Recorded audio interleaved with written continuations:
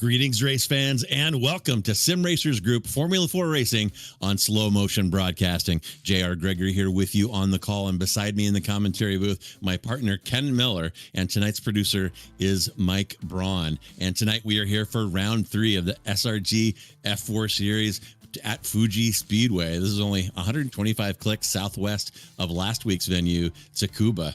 Fuji opened in 1965, so approaching its 60th anniversary here in 2025. And in that time, it has hosted the Formula One Japanese Grand Prix in 76 and 77, once again in 2007 and 2008. Current host to the World Endurance Championship, 6 Hours of Fuji, GT World Challenge Asia, Super GT, Super Formula, and many others. Today's configuration opened in 2005, 4.6 clicks in length, 2.8 miles, 16 corners. The current lap record of 118.426 set somewhat predictably by Felipe Massa in a Ferrari F1 car back in 2008. And my goodness, Ken, what a contrast we have this week, as just the straightaway at Fuji is 1.5 kilometers long. That is almost as long as the entire Tsukuba circuit. So we're going to be seeing a lot different kind of style of racing here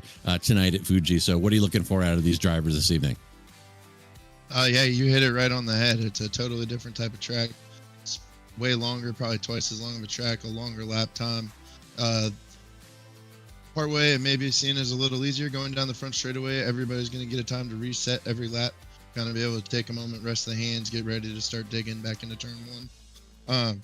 I did notice as we were showing the weather forecast, there's 82% chance of rain, it looks like. So we'll see whether those showers hit during race time or maybe get lucky and it only hits during practice or qualifying. But that would definitely have me concerned to see what drivers are going to do on a wet course here, especially with the long straightaway.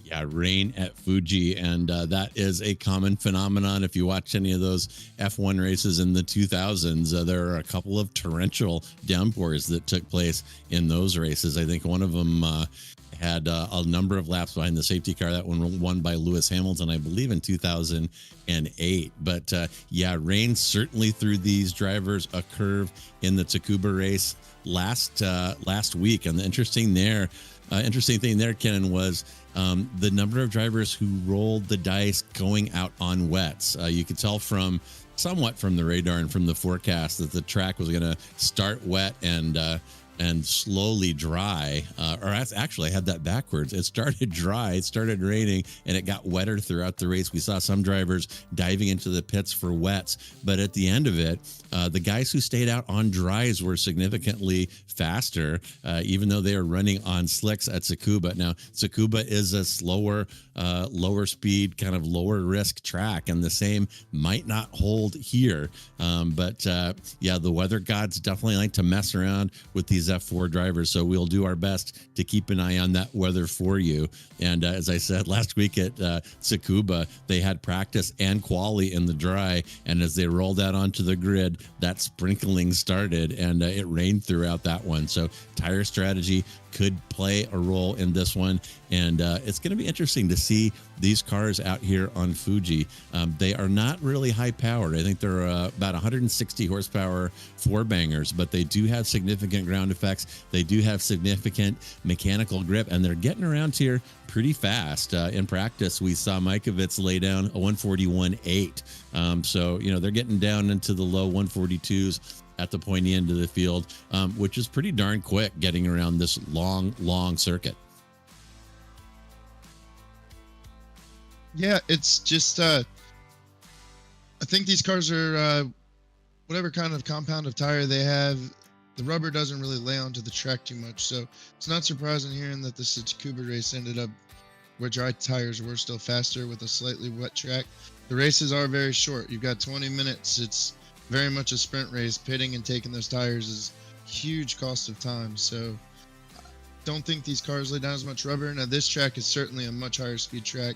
I would expect them to have a lot of rubber laid down here with the way they've been running practice.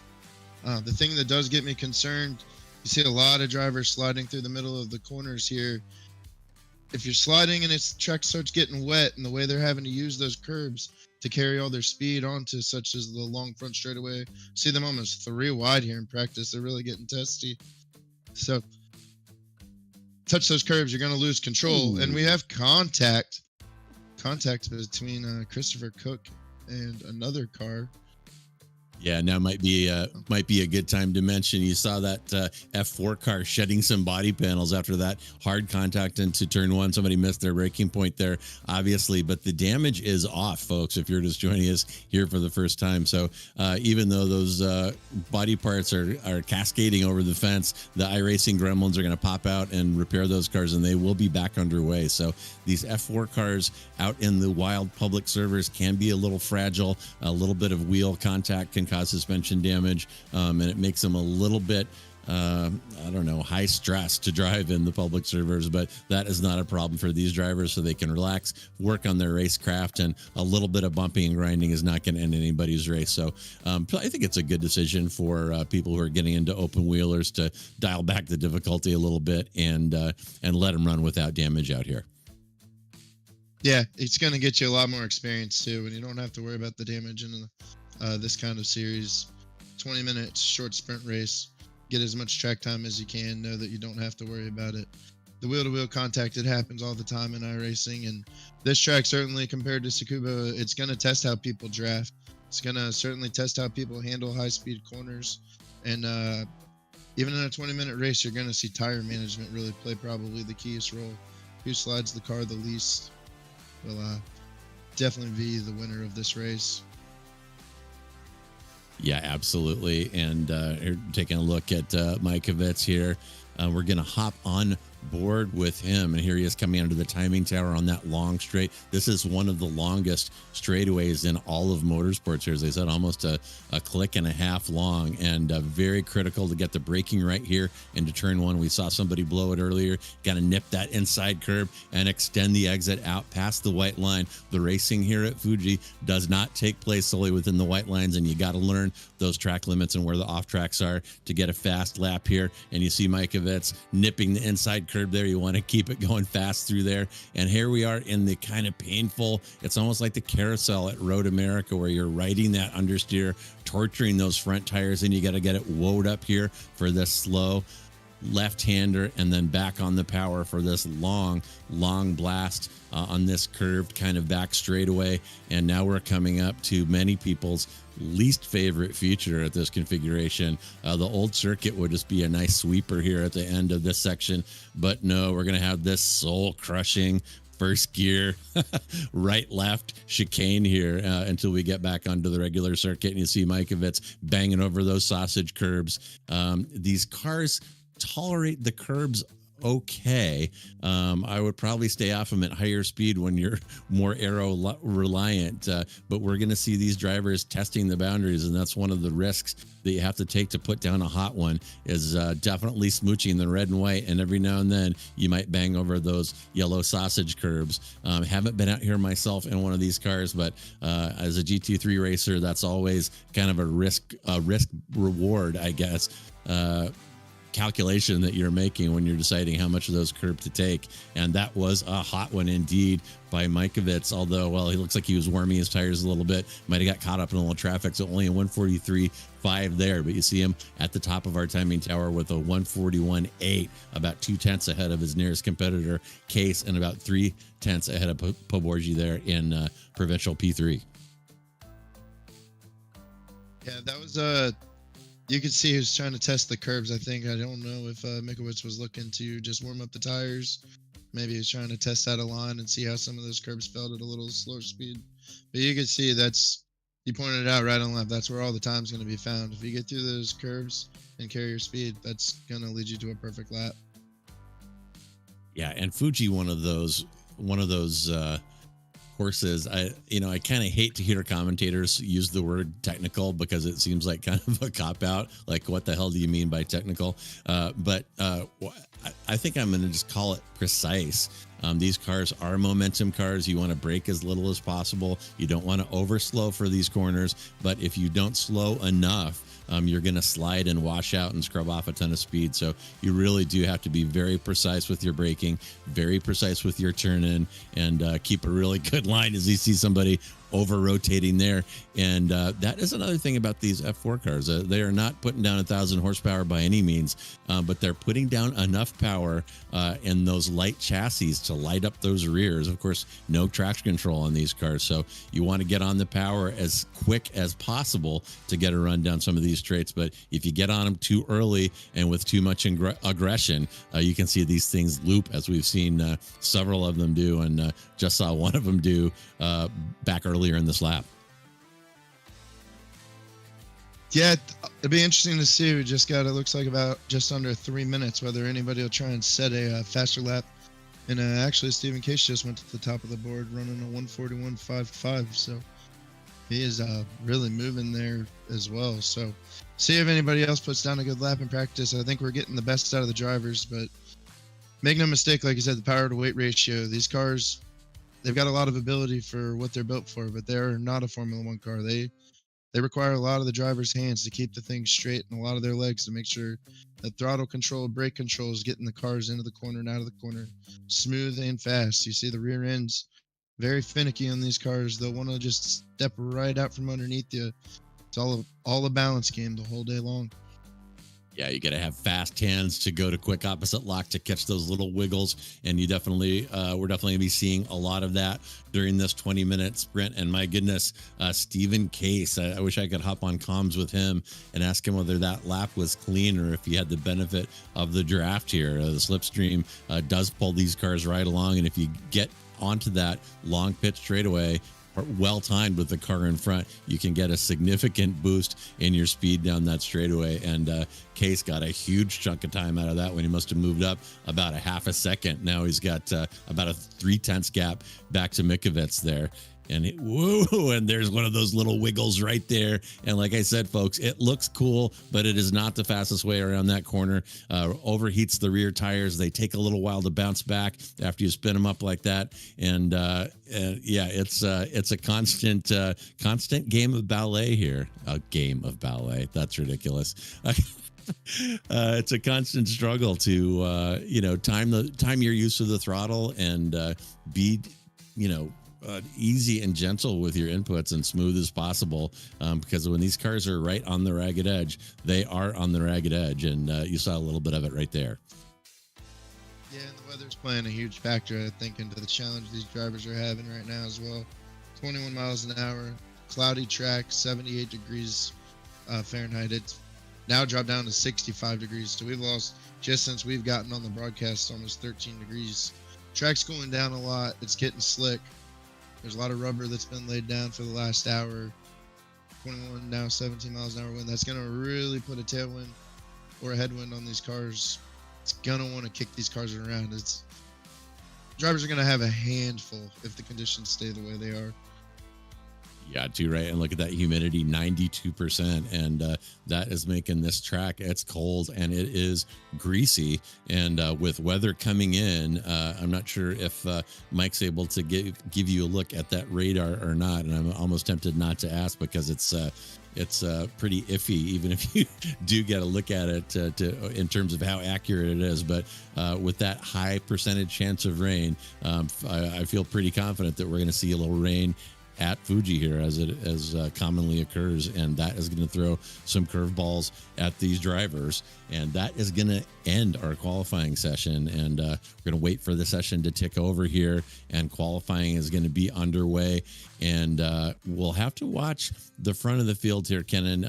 I'm thinking that the guys up front in the pointy end of the field, the alien class drivers, are going to want to stick together here and get a little bit of leapfrog going on that front straightaway to maximize the draft and make sure that they qualify well with only 20 minutes and not a lot of really good passing opportunities here at Fuji. This qualifying session is going to be very, very important and track position critical during the race.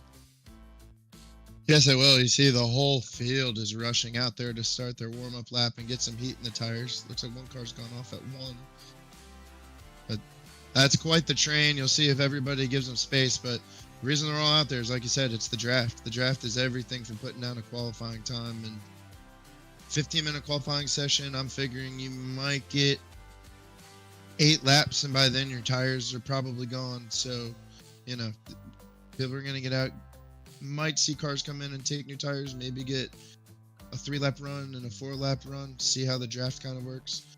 You're going to see the fast guys try and line up with the fast guys. That's where the speed will be. Anybody you can kind of match with, you can follow them through the actual road course to get to the front stretch without costing you too much time, so you can benefit from that whole draft. That's what it'll all be about, just the timing game for qualifying. Yeah, and interesting point about those tires. If you have to do 2 out laps, it definitely takes a big bite out of your qualifying time. But if you think that it's worth it in terms of time gain, I guess it's a chance worth taking. And we are going to take a look here now at the season standings on our 3rd race in. And here is our inner alien class up front. Kalen Mikovits, for obvious reasons, he can wheel these F4 cars. And we got Case and Velasco rounding out the podium so far in the F4, in the alien class in this F4 series. Here is intermediate 1. You got Corwin, Cook, and Cotcher, the 3 C's of F4 up there on the podium in inner 1. And our next class, inner 2, is our biggest and most popular class. Got Jason Trantham, Lloyd, Conway, and Adam Duvall, followed by Cardenas and Hagen will be your top 5 in inner 2, and there are the rest of your standings there. And as you can see, points are pretty packed up there at the top. Not a lot of separation is happening at this early point in the season. That could change, of course, as things develop. And you see, you see a lot of that dragging that right or the inside front tire on entry. And these guys may need to be mindful of their brake bias as this race unfolds. That is the one adjustment that's available to them. It is a fixed setup race, but I believe they do have cockpit adjustable brake bias. And if you start dragging those fronts too much, you're going to overheat them and lose the crisp turn in that you need to maximize your line in these F4 cars. Yeah, it looks like right now almost the traffic's too thick for anybody to get a real great lap per se. It is starting to thin out a little bit as drivers are, but I would expect these next couple laps are where you'll see everybody's fastest time getting put down. See some cars getting wide there, but I think everybody's just trying to manage it, and they're going to see if now there's enough separation that coming into that final corner that they'll be able to start the true flying lap. Yeah, and Case actually looking pretty good here, depending on the pace of the guy right in front. He may have an opportunity to pick a draft, get a little slingshot going down this front straightaway, and here the laps are starting to come in.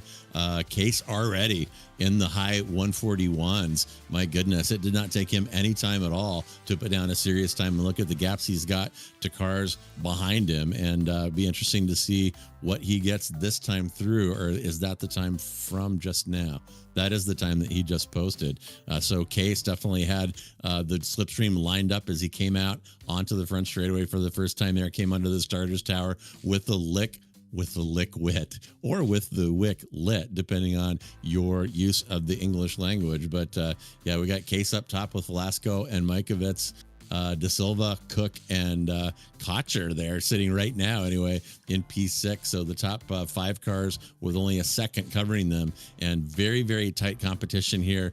We're very early in the session, of course, and by the time this is over, we're going to have a lot of cars within a half a second or less at the top of this timing sheet. Great stuff here from these drivers today. Yes, it is. And like we just saw on our screen, Alex Velasco, he getting held up by traffic going through the one corner. I'll be interested to see what his time is through the next time, because I thought he was having quite a good lap there. But if you have to lift off a little bit for traffic in front of you, you're pretty much throwing away the time. And Stephen Case, he hasn't missed a beat from the way the track felt in practice, because about 4/10 off of that time on only his second lap out there on the tires. I'd expect to see his lap get better, and yeah, 141.848. So he found another 10th that time by. I can see it still improving with 10 minutes left in qualifying. Yeah, Case expertly managing traffic here, and really doing a good job finding his gap, and really doing a good job catching that draft evidently on the front straight. During the race, I can tell you that he's not going to be sitting on a half-second gap behind P2.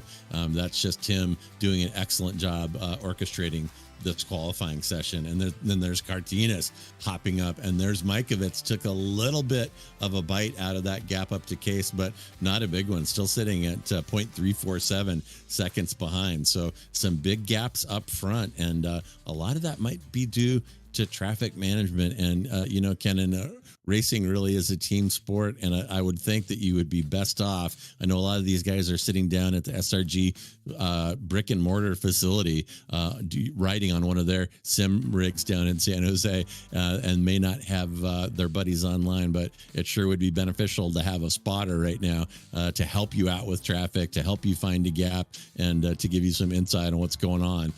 But Case, whether he did it with help or did it on his own, is really showing some expertise in getting a really good lap record here for qualifying.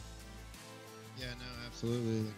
Hopefully during practice, some guys down in the garage were making friends with each other and maybe offering, hey, I'll tow you for a lap, you tow me for a lap, and we'll see what we get, because it's about the only way you're going to get yourself to the top of the board with a long straightaway with these Formula 4 cars. They're going to have the advantage doing that. At the end of the day, where you qualify is where you qualify. Being up front's going to help you a lot, but when it comes race time, it's going to be a lot about minimizing mistakes, making sure to take care of the tires, keeping the thing all in one piece. Don't get too many off tracks. While they don't have to worry about damage, spins do make a issue towards your overall time. So keeping it clean will be also a big factor in getting it up front. Yeah, and if I'm recalling correctly, I think we did see some penalties here. So there is a penalty limit in this race for off tracks. And looking at Fuji, it's not one of those places that has a lot of 1X traps like some tracks do. Looking at you, Interlagos. So it should be, they shouldn't have too much of a hard time avoiding those 1Xs from running wide on exit, things of that nature. But especially if the weather turns sour here, which we're fully expecting it to. Those spins and adventures off into the grass are going to become more frequent, and they do add up and can certainly impact the end of the race if you end up picking up a time penalty. And Ken, I got to say, I kind of like this open qualifying. Some people complain about it, but I have done some sprint racing at the real life track. I said this last week. I've never had a qualifying session where they cleared the entire track just for me.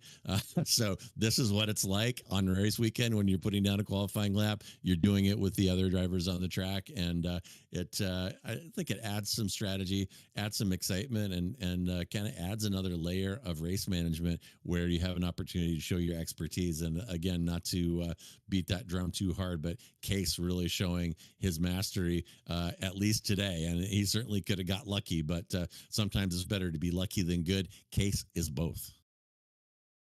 Yes, he turned down a great time. He got it done early, and he's able to kind of sit back a little bit and just see if anybody's going to give him a run for his money. And he's still got time. He could get out there and still get himself a couple more hot laps on fresh tires if he wants to. So he put himself in a great position for the qualifying, and the traffic's the way it needs to be done. It's difficult. There's so many cars, and we talk about how much bigger this track is compared to a Tsukuba. Fuji is also not necessarily one of the larger tracks that we'll see them go to on the circuit. So they're going to have a lot of different tracks where they will get a little more freedom, a little more space when they're doing a qualifying run. This just highlights, like you said, a variable. You've got to play with another factor. If you want to get up front, you're going to have to do more than just to put down a good lap by yourself. You got to put yourself in a good position on the track during qualifying to get a good lap. So I like it. It's quite a filled track.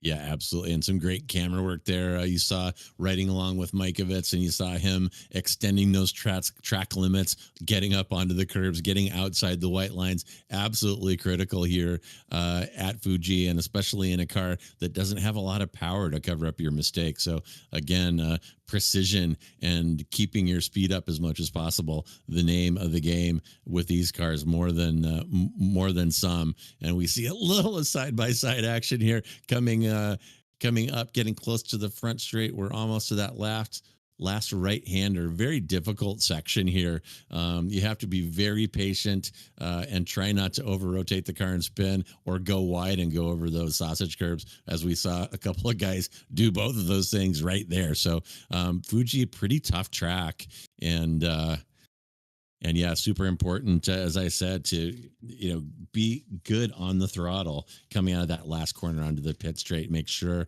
that you get a good run, probably the most important corner on the track, with the possible exception of turn one. Really important there to get the car woed up without overslowing, to put the power down early and take advantage of that little run approaching the 100R carousel. Yeah, Mikowitz, they're going across the line. I thought he was going to have a little better time using the draft, but I think where he had to pull out there the last little portion before he got to the finish line, it wasn't quite the right timing to maximize all that speed. But he's very close. He's very consistent when they do line him up and they're at the front of the grid where it is a little clear road ahead. I think you'll see him right with Stephen Case the whole time. And my goodness, tip of the hat to Cardenas there, sitting right now in P4. That is an Inter 2 driver, and he's got one pro driver and the entire Inter 1 field behind him. So Cardenas also able to put down a hot one, driving way over his head here. So tip of the hat to him. And he'll be P1 in his class, followed by provisionally Posada and Bujak there. And in the Inter 1 class, it's Cotcher from Wang from Corwin as your provisional 1, 2, 3 for qualifying. Qualifying ticking down here. We have about 2.5 minutes left, I believe. And Michael, whisper in my ear if I'm wrong, that if you cross the finish line before the timer hits 0, this server is set up to let you complete that lap. So they're not going to pull the rug out from under you if you got a hot one going. So qualifying is probably going to extend a little bit beyond what our timer is showing there on our SDK scoring tower. But still not a lot of movement. Mikovits has taken another little bite out of Case, but still has not broken that 142 barrier. Case still sitting with a comfortable lead at a 141.75. We got about quarter of a second gap back to Mikovits, and look at Wang jumping up. He heard me talking about Cardenas and said, no, I'm not going to have an Inter 2 driver in front of me, and he has jumped all the way up, passing Velasco and Cardenas back. He's all the way up into P3 provisionally here, and he is in the pit. So that is interesting, Ken. And some of these guys might be taking your advice, getting a quick change of tires and trying to pull off a hot one, but you know what? I take that back. They're out of time probably to do that unless they have a very fast outlap and cross the start finish with just a handful of ticks remaining. So our qualifying order settling in here, and as our fans are gazing toward the approaching rainstorm, trying to figure out when the rain is going to come, how much they're going to get, and how it's going to impact this race. Yeah, that's what everybody's waiting on. It's nice to see how fast you are with dry tires and a little bit of a cooler track, but we're all waiting on the rain to come. It's dropped down a little bit from 91 to 87%, but that wouldn't have me sitting very comfortable if I was inside the paddock right now watching my car go around this track, trying to figure out how I'm going to get ready for the actual race. Yeah, and I'm can only assume that drivers are going to take a look at that replay from last week and take a look at the tire choices made by the other drivers. And on a fairly short track, that Tsukuba circuit, I think they were lapping in about a minute out there, and on that, or less even. And you know, the gap between the wet and dry tires was 3 seconds on a lap that was taking less than a minute. So out here, that would translate into 6-7 seconds if that same holds true. So people are going to be really thinking about that. A lot of people went out on wets thinking that they wanted to play it safe, and guys up front on the slicks somehow drove away. I was surprised, but apparently they weren't. They knew what to do, and they made the most of the slick tires, and the treaded tires not even close in terms of lap time. So it'll be interesting to see if that same thing plays out here.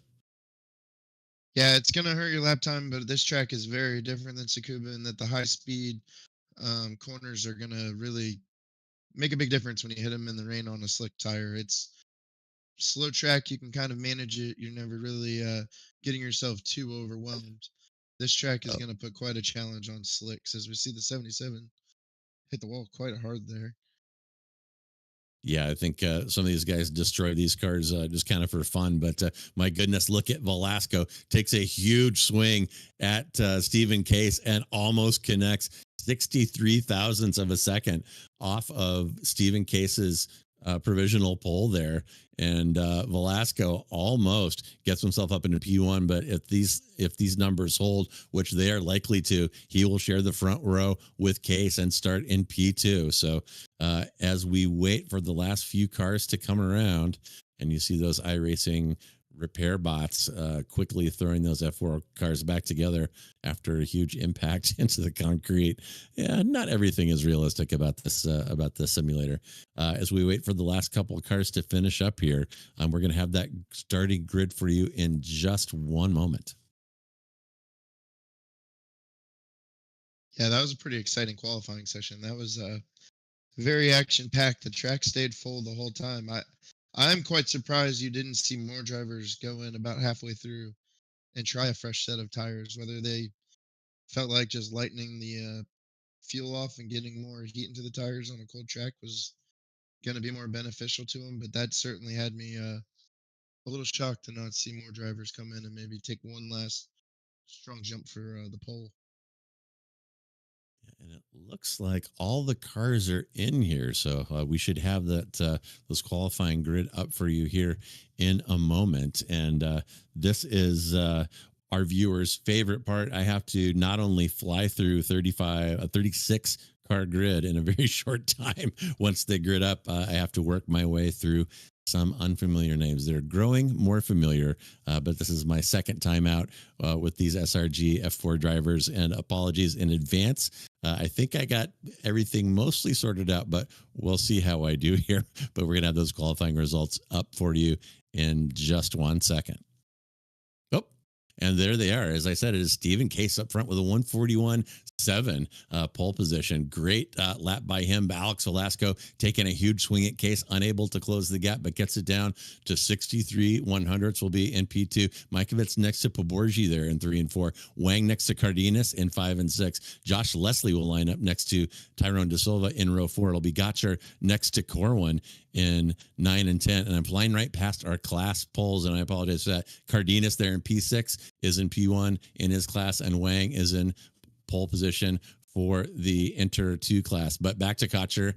And whoop, there they went. Now we're on Lopez and Christopher Cook in 13 and 14. Bujak will be next to Duvall. Then Navas next to Ganesh. Brashear next to Swanbeck. Grunsky next to Trantham.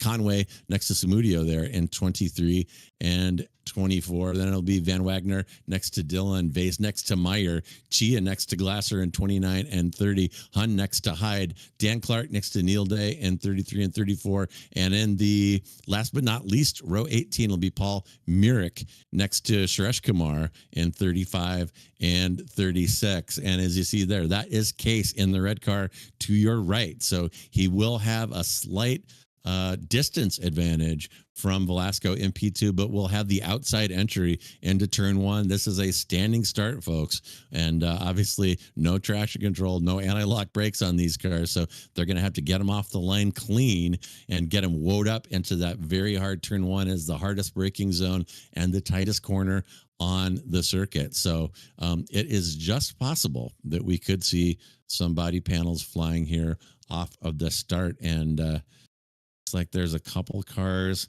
holding up the show here. Looks like Ryan Chia needs to join the grid, and then we will get things underway. Yeah, there's the lights, and we are about to go green for 20 minutes at Fuji. And we are green, and they are off. Case looking good off the start. It's Case from Velasco from Mikovits, and looks like Case is going to move way over here and try to cover the inside, and does. Velasco goes back to the racing line. Still Case from Velasco from Mikovits, and oh my goodness, there are some body panels flying, a cloud of smoke, and some contact. And who could have seen that coming? 35 cars from a standing start streaming into turn 1, but the front of the field gets through clean, and we are underway. Yeah, it looked like Dan Bujak and Joshua Leslie had a little slight contact there, but no harm, no foul. That's just the difficulties of getting through turn 1. But everybody stayed straight, no major loss of controls. And Alex Velasco, he's right on there. He's tried to make the lunge on the outside in turn 1. I think it kind of hurt him getting down the second straightaway, but he is right there with an opportunity to look once we get back to the straightaway with the draft. Yeah, and I think you're right on Leslie as he kind of plummeted down through the timing tower. It looks like he lost about 8 positions off of that start. So cars coming together there, unfortunately, on the first turn. And after working so hard for that 15-minute qualifying and getting yourself in a decent position, it is a real drag to lose all of that track position. So important at this track, and especially such a short race. But here we go as we watch Case coming on to the front straightaway. That is turn 16, the Panasonic corner onto that long front straight. He'll weave over to the inside to try to break the draft back to Velasco, but sitting pretty good right now. He's got a .6 gap back to P2 and about .2 further back to Mikovits, although Mikovits looks like it's closing down a little bit. You see that draft going to work, and Case managing almost a 144 flat off of a standing start, and he has lit the wick early here, Kenan. My goodness. Yeah, I think the first time going down the straightaway right there, a lot of drivers sort of showed their hand of how they're looking to get through the first 20 lap or 20-minute race. Uh, I thought Megabush was going to go on the inside there, having the draft on Velasco. He chose to stay right behind him and make sure they keep the pressure on to get to Stephen Case. So they're not looking to race for second. They're trying to work together right now, see if they can get themselves a chance to go for the win. Man, and That's, Case really throwing down the gauntlet here. Look at that interval, .8 already. And if you're Velasco, you cannot let him get away. I mean, if you're at that interval is up to a second or more by the time they get onto the front straight, Case is going to drive away, and you really are not going to have any chance. And I jinxed him right there. It already is up to a second, and now Velasco can forget about Stephen Case as he drives away and has got to keep an eye on his rear view because Mikovits has got him wound down to about 4/10, which is definitely within drafting distance. So Mikovits may have a crack at Velasco this time. And down in Inter 1, it's Wang from De Silva from Corwin. They're pretty well. They're about a second apart, actually. And in the Inter 2 class, it's Posada from Cardenas from Navas. And Posada to Cardenas looks about a half-second gap. So this field spreading out very quickly. And I see somebody plummeting there. There may have been another incident, and a couple people. My goodness, Lopez has gotten into some kind of incident. He's down 22 positions, sitting in P35. Obviously, he got in some kind of wreck. You see somebody there in the background, and watch Mikovits. He's sniffing all over the back of Velasco, tries the outside of turn 1. Velasco will cover the inside, and that is not even turn 1. My apologies. I completely got lost looking at the timing tower, but obviously Mikovits sniffing around there behind Velasco, and those two, I think, are going to be fighting for the next 17 minutes or so, Kenny. yeah, they are. I think Mikowitz definitely was. He's getting held up right now by Velasco in these opening laps. Whether Velasco will be able to find a little more speed and keep him in front, but Mikowitz went for the move at the hairpin at the backstretch and got kind of hung out on the outside. It cost him a little bit of time and a little bit of the opportunity at the draft.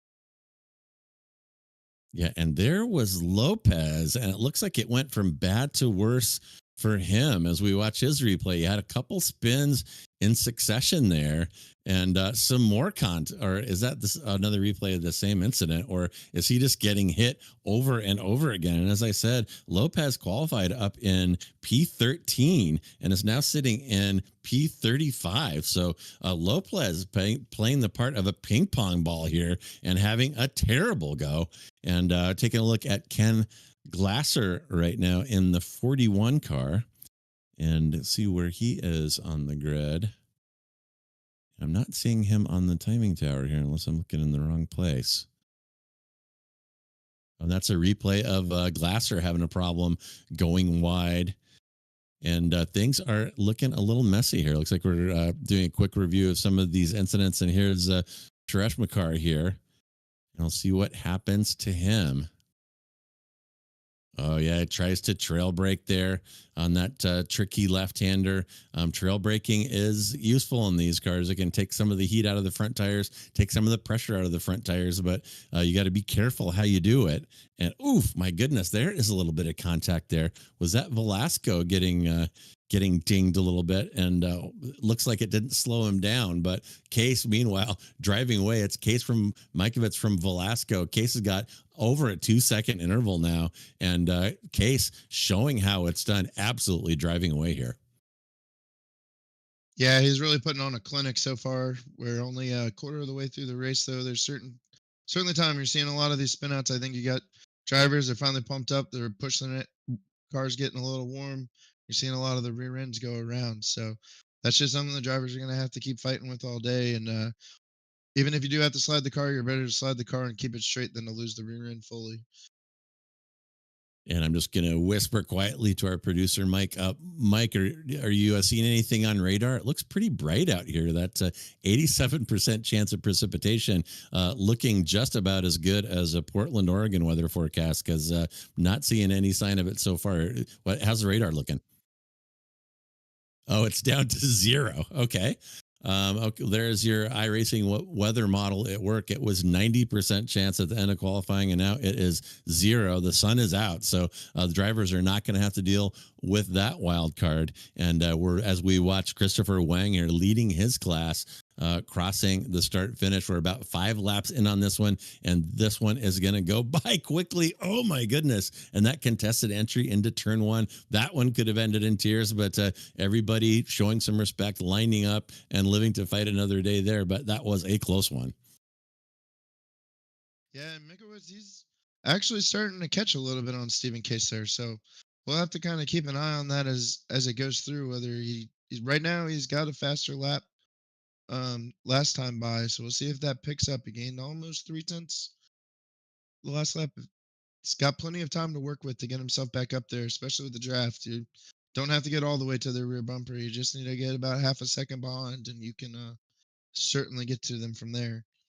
And here is Paborgi. He is moving up into P4 overall there after being held up a little bit by Wang, a lower class driver, and showing a little bit of a kerfuffle there in that beloved chicane, my favorite part of this layout. And oh my goodness. And folks, hold your brakes. That was not the rear entry that we needed to see there out of Cardenas, and that has cost him. He's now down 8 positions. He was sitting well into the top 10, and that looper there in the chicane has dropped him way down. There's a look at Molina now is going to try, or actually Molina trying to defend here, and unsuccessfully. And maybe he was watching his mirrors there. He definitely was getting some pressure and was potentially pressured into a mistake here. And back up front to Paborgi, and he has just gotten past on that lap Wang. So the top 4 locked out by our alien drivers, but Wang still looking good. He is right there with them and sitting in P1 in Inter 2. Or Inter 1, rather. It's Wang from De Silva from Corwin, and Inter 2 is Posada from Bashir from Cardenas. And as you can see there in our timing tower, those darker orange intervals are intervals less than 1/2 a second. So Wang right up with Paborgi, and De Silva right with Wang. Corwin hanging pretty tight there too. So the top 3 in Inter 1 driving very well together and keeping this one close. Oh, and as I say that, there goes De Silva. That may be him there on the side of the road, and De Silva had some kind of an issue. We go back and take a look at that. Yeah, the high-speed corners are definitely getting in the best of some of these drivers. The rear ends are just very tough to keep underneath.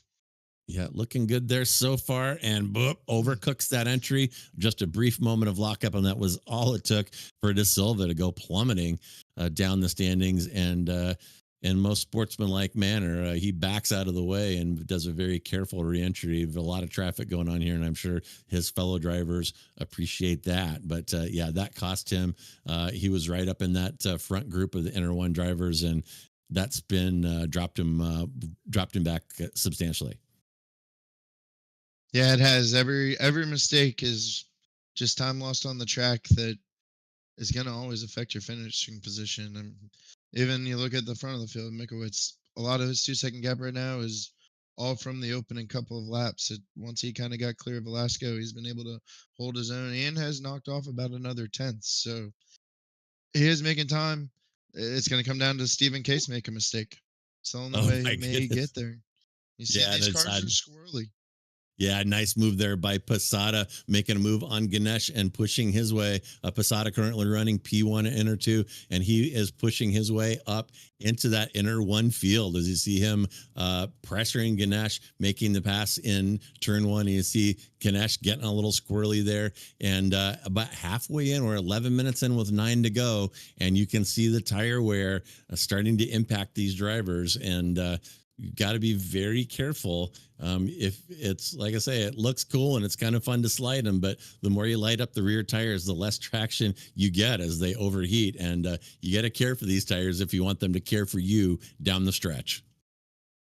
Yeah, and you saw Mikowitz there. He almost lost the rear end himself. He's pushing that car about as hard as he can through those corners. As you see, the car in front of him goes a little wide there. Yeah, Mikovits and Velasco. This may be one of the better battles. They have been all over each other like glue. I think there was at least one pass there. Yeah, they did swap positions. Velasco started the race in P2 with Mikovits behind him, so Velasco was able to make that pass. But this one not over. You see that draft go to work. You see that gap dropping. It's down to 0.2 now, and is Mikovits going to try something here, or is he just going to bide his time? Mikovits does dive inside with Velasco leaving the door wide open there, frankly. A little surprised. He looked like he was going to cover there, but completely left the inside open. And maybe he's hoping to just set this up right here because he's going to have the inside entry into this next corner. So Velasco shakes him, Mikovits there after it looks like Mikovits had the pass but was not able to make it stick. And so that's classic F4 driving. These cars are all identical. The setups are all identical, and it is just the skill of the drivers that is setting people apart. And a little bit wide there, Velasco. That might have been a 1X, but as I said, the racing here at Fuji does not take place solely within the white lines. No, it doesn't, but that was great defense by Velasco. He played that very smart.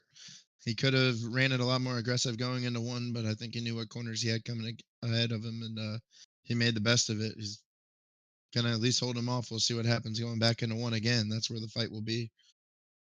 Yeah, too right, Ken. And he definitely was using his crystal ball to kind of look into the sequence of corners instead of just turn one. And I think you're right. He played that absolutely perfectly. And we're looking at a replay here, watching Trantham, and oof, little bit too much curb on exit there. And again, you don't want to overslow. And he was trying to keep his speed up for that. What do they call it? That 100R carousel, and a little too hot there, and off he goes. But damage off, and he's back underway.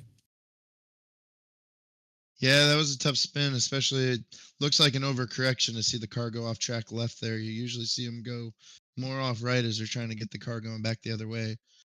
So just a little too much wheel, a little too much power under it, but he's back underway now, safe and clear. And here's Mikovits and Velasco again side by side. That same section where we just saw that spin. And yeah, these guys are going for it. About a 4/10 gap there. And looks like Mikovits has pressure from behind as well. We're riding with Mikovits and looking up at Velasco with about a half-second gap, but he's also got Pavorsky right behind him. So very tough fighting up here, at least in the 2 through 4 of that alien classes. Velasco from Mikovits, from Pavorsky, with Wang hanging around there too. So good little train up here at the front. Those 4 cars separated by just about a second and a half. And meanwhile, Stephen Case, it's turning into a track day for him. Look at that gap now. 6 seconds with 5 minutes left. So Case enjoying his outing here at Fuji, and that dominant qualifying was not luck, apparently, as I was wondering, was not a fluke. He owns Fuji, and look at him drive away here. Yeah, Case has certainly been the class of the field, very much start to finish, practice, qualifying, now the race. He's having really a perfect weekend so far.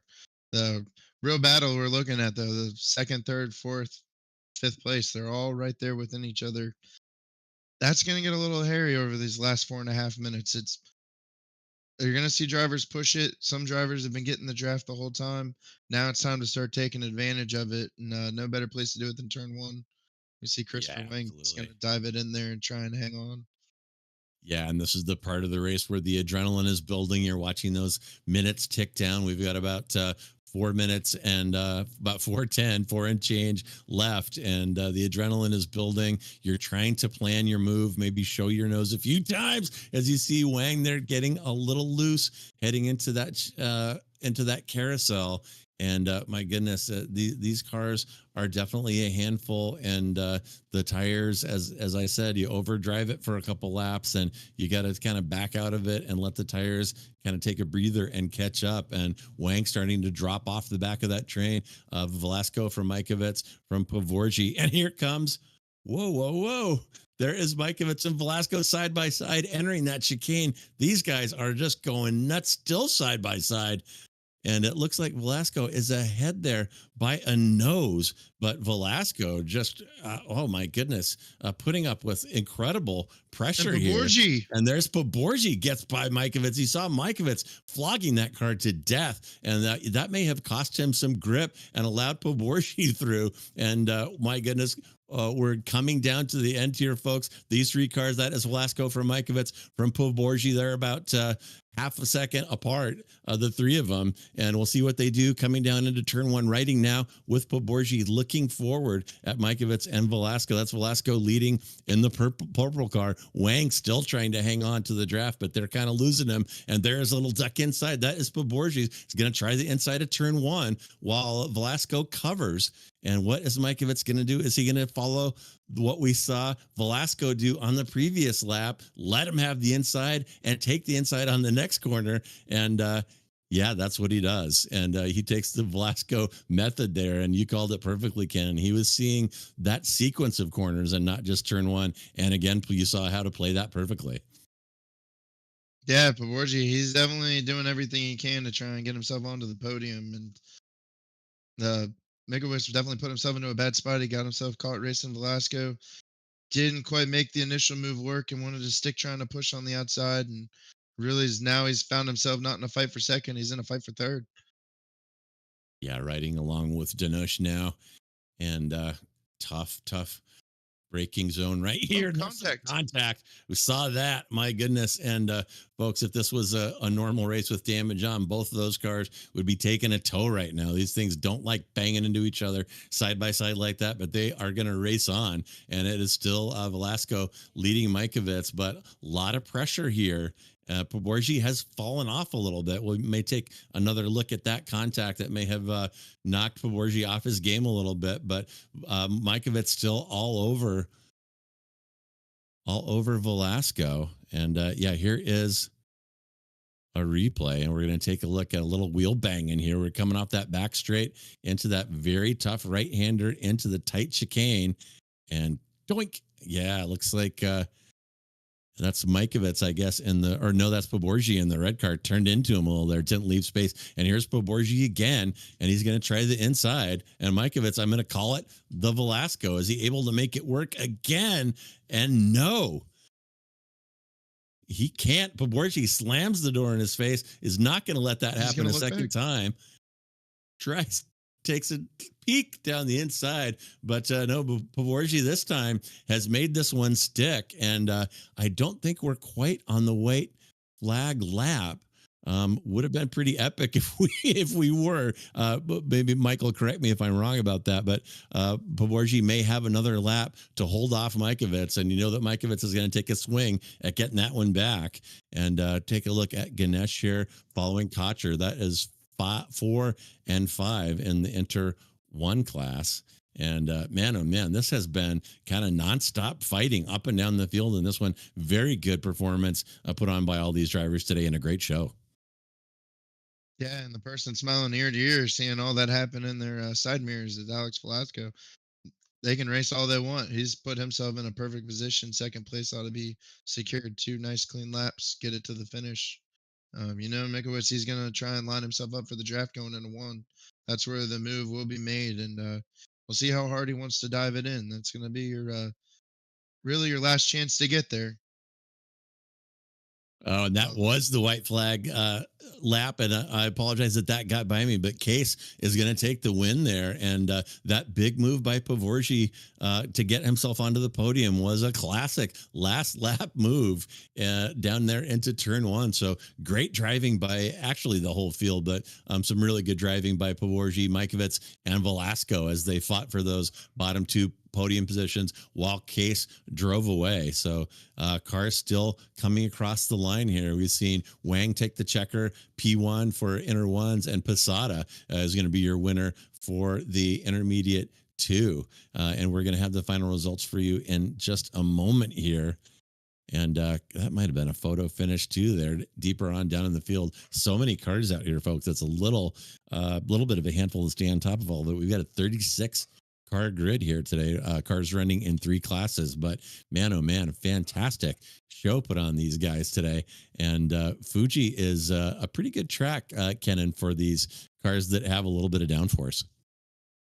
yeah, it is. It's a good. It's a nice combination between some very difficult turns as well as being able to utilize all that wing and have a little draft. Kind of helps keep the field sort of packed together to an extent, especially you get a good group of cars running about the similar lap times. They'll fight for it at every lap through the whole 20 minutes at a track like this. All right. So as we wait, it looks like we still have a couple of cars here yet to take the flag. And gosh, one thing I didn't notice, we got six cars parked during the course of that one. So looks like car 29 there will be our last one to take the checker under power. Everybody 30 and below has parked it. So they're going to finish this one in the pits. So we're going to have those final results up for you here in just a second. And Kenan, maybe you would like to go through that result sheet, and I will take a look and check our interview room and see if any of these drivers want to spend some time with us here. Yeah, well, we can go through the results here. So we had Stephen Case, obviously your winner of the inner alien class. Christopher Wang, fifth overall, is going to be your winner in the inner one class. And then let's see, am I reading this wrong? Was it Rafael Cardenas winning the inner two? Yeah, so that's top six has all three class winners in it, which is pretty incredible. You did see some of the aliens fall behind a little bit there. Guess we want to go through the podium. Stephen Case, Alex Velasco, Caitlin Mikowitz. Fourth place, Danush Paborji. Fifth, Christopher Wang. Sixth, Rafael Cardenas. Seventh, Joshua Leslie. Eighth, Tyrone De Silva. Ninth, Jason Cotcher. 10th, Joshua Corwin. 11th place, Justin Snyder. Diego Posada actually had a great run, finishing 12th today. And 13th, Adrian Lopez. Christopher Cook coming up 14th, and Daniel Bujak rounding out the top 15. 16th place, Adam Duvall. 17th place, Jose Navas. 18th place, Athul Ganesh. 19th, Thomas Brashear. And rounding out the top 20 was Dan Swanbeck. 21st was Igor Grunsky. 22nd is Jason Trantham. 23rd, Lloyd Conway. 24th, Rodolfo Samudio. 25th, Aaron Van Wagner. 26th, Colker and Dillon. 27th, Sarah Vaz. 28th, Greg Mayer. 29th, Ryan Chia. 30th, Ken Glasser. 31st was Michael Hoon. 32nd was Embriet Hyde. 33rd, Dan Clark. 34th, Neil Day. 35th, Paul Misick. And 36th was Manish Shurshkumar. And that'll round out the whole field. And like we said, the last six cars were not able to finish the complete race, but 30 cars finishing that action-packed race that we just witnessed was quite a feat on its own, as difficult as this track is. Yeah, fantastic stuff. And there are a couple folks lingering outside waiting to speak to us in the commentary booth. So we'll go ahead and bring in Christopher Wang. And Chris, am I pronouncing your last name right? Yes, you are, or it's how I Awesome. pronounce it at least. Okay, fair enough. A buddy of mine has the same last name, and he says Wong, so I guess it could go either way. But Chris, fantastic drive, and you were hanging right there. You were part of that train with Velasco, Poborgi, and Mikovits, and you must have thought coming down the stretch that driving all the way up to the podium was within reach there. I mean, you were right there. So, what was going through your mind there as the clock was ticking down on that one? Thank you. Yeah. A few things. One is I don't remember exactly who's in what class anymore, but pretty sure I was first or second in my class, and most of the cars in front of me were in the other class. So I think on that last lap, you might have seen me back out a little bit. So that was trying not to interfere in that too much. But I was kind of happy to hang around and get a awesome view of a three-car battle in front of me. Oh yeah, absolutely. You did have the popcorn seat, and yeah, you were P5 overall, and that is a P1 in class. So an excellent drive, and I bet that was pretty cool to see those guys fighting. We covered it quite a bit, and they were going back and forth and banging wheels for that entire race. So really great stuff. Yeah, so really good job, and looking forward to what is next on the schedule for you. Is it Sandown? You guys might know better than me. I tend to take things a week at a time, and I You know think what? it's a bunch of new That tracks to me this week, this I season. gotcha. Well, that is probably a smart approach. And again, congratulations on a great drive. And I really thought we might see you press into that pack of aliens there at the end, but it sounds like you might have thought better of it and just been happy with the P1 in class. But either way, a fantastic drive, Chris. And as we wrap up, is there anyone you would like to thank or give a shout out to today? Yeah, definitely wanted to give a shout out to you guys. I love watching these broadcasts. I missed the last couple of weeks, so being able to catch up on them through the broadcasts have been great. Always shout out to Captain Cotcher, the leader of SRG. And yeah, shout out to all the other racers out there. I think we were up to the 30s today, so a lot of cars on track. Sure, there was plenty of great racing all around. Yeah, 36 car grid. And can I ask, are you were you driving at the SRG brick and mortar facility or driving from home today? I am an at-home driver. Gotcha. Well, I imagine it can be a little convenient for a number of reasons, but all right. Well, thanks so much for joining us, Chris. And again, a fantastic drive. Yeah, thank you guys. See you guys next week. All righty. And lingering around in the hallway, we also have the P1 driver from the Inter 2 class, Diego Posada, with pulled off a P8 overall. And good drive by you, Diego. You moved up 4 positions. And I'm not that good at math, but it looks like you had 4 or 5 drivers from the class above you behind you, and you finished well into the top 10. So a fantastic drive. How were you able to pull that off? Well, I think track familiarity helped out a lot this week. We've probably done this over the last year and a half, maybe 4 or 5 times under different circumstances. So I knew coming into this week that I knew this track pretty well. Um, and it just, yeah, things clicked. Well, you certainly look good out there, and were able to stay out of trouble. And to what extent, things got a little messy in different places in the grid. To what extent is keeping it clean important in these F4 races? It's mega important. It's super important. Fortunately, we had a lot of space on this track, unlike last week. But yeah, I had no real major mistakes for me that wouldn't have cost more than like a half second or something like that, like a little oversteer here and there. But yeah, that was definitely a contributing factor. The X's I got this race were mostly just because like off tracks and stuff, so nothing serious. But yeah, keeping it clean is massively important in these races for sure. All right. Well, an excellent drive. And as we wrap up here today, is there anyone you would like to give a shout out or thanks to today? Once again, shout out to Jason for hosting all this stuff. It's a ton of fun, and I love coming every Wednesday. Oh yeah. So are you down at SRG right now? Yeah, yeah. Oh, Me and my roommate, we've actually probably been coming since like the second season Jason ever hosted. We've been here, so we've been here for a long time, and we're gonna keep coming.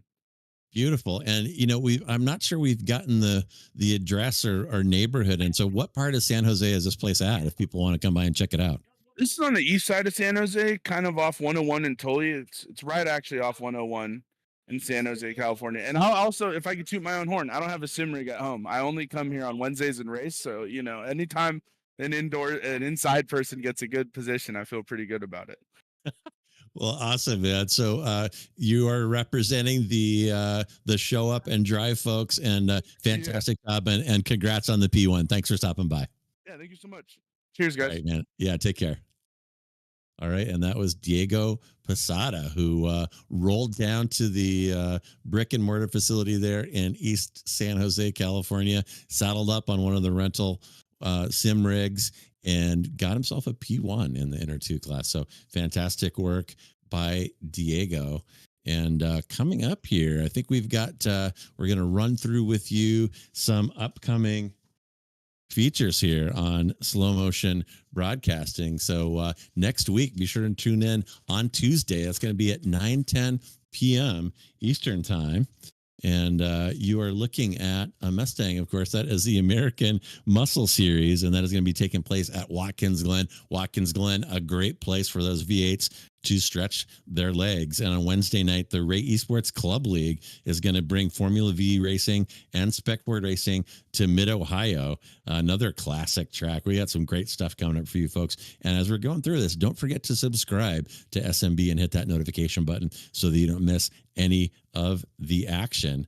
And following that, we also have the SRG Sim Racers group coming next week from Sandown, and that is going to be Wednesday night as well. And if you're bored this weekend, we're still in the spring, the weather still isn't that great. We've got all kinds of stuff. We've got the Ray Esports Racing Weekend Warriors. That's going to be coming to you Saturday at 2:20. We're going to have Formula V's at Summit Point. We're going to have on Sunday at 12:45 Eastern, Formula Fords at Brands Hatch, and SRF Spec Racer Fords chugging their way up Eau Rouge and around Spa-Francorchamps. So that is going to be a good one. Those SRFs always put on a good show, and what a great track to enjoy them. And Sunday night at 8:10 Eastern, the Cross Series League Racing. They jump from car to car from week to week, and this week is going to be the Pro 4 trucks at the Atlanta Motor Speedway. So once again, don't forget to subscribe to SMB, hit that notification icon. We've got some fantastic cars, fantastic tracks, and fantastic drivers most nights of the week. So stick with us here and enjoy some of the best sim racing out there. So woo. Well, that is going to wrap it up. And folks, thank you so much for joining us for today's broadcast of Sim Racers Group Formula 4. We have got action 7 days a week, as I said. And I am JR Gregory on behalf of myself, and a welcome to my partner, Kenan Miller. Thank you to our producer, Mike Braun, and everyone else here at SMB. Enjoy the rest of your day, wherever you are, and we'll catch you later.